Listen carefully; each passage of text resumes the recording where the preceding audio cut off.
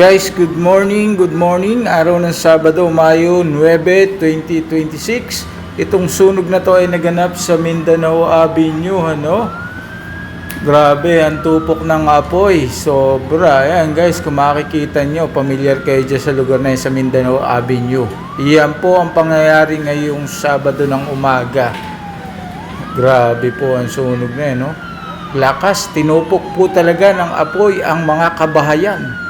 Ayan po, makikita nyo, nag-rescue na po ang ibang bumbero dito. Kung makikita nyo po guys, sobrang lakas po. Yun no, tupok na tupok po, mga light materials. At yun pa po, biglang may sumabog pa po guys. So ingat po tayong lahat dito. Huwag po tayo tumutok masyado sa apoy at usok, baka yung epekto po kasi ng ano na, no? Grabe, tinupok, may motor pa guys, makikita nyo, oh. Grabe pangyayari.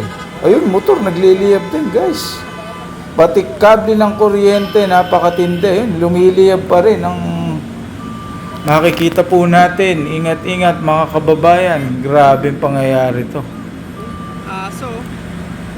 Ayun, sunog, oh.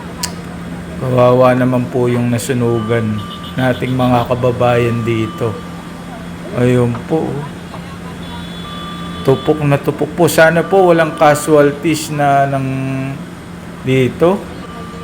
Kasi mahirap po kung may casualty. Kawawa naman, makalikas po sana agad sila dito.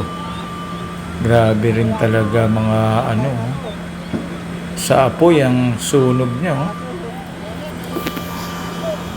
Grabe yung liyab niya. Talagang pag natapat ka dito guys, napakainit, ano. Ayan, kasalukuyan nagdadaanan ng ating mga commuters, mga tao nagtipon po dyan. Diba?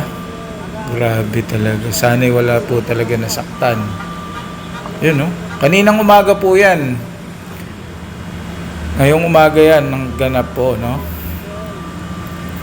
Di ko na po kung anong oras nga ba nag-start ito, pero yung alas 6 po mahigit nag-start ang sunog na yan, at hindi na naapulan na naman po kaagad ng ating mga kabomberohan na nagtulong-tulong po upang maipatay po ang apoy at maapula.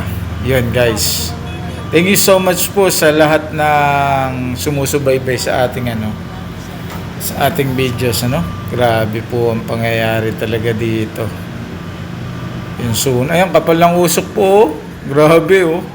Talagang kapal ni, parang liyab na liyab siya guys. Hanggang dito lang, thank you so much.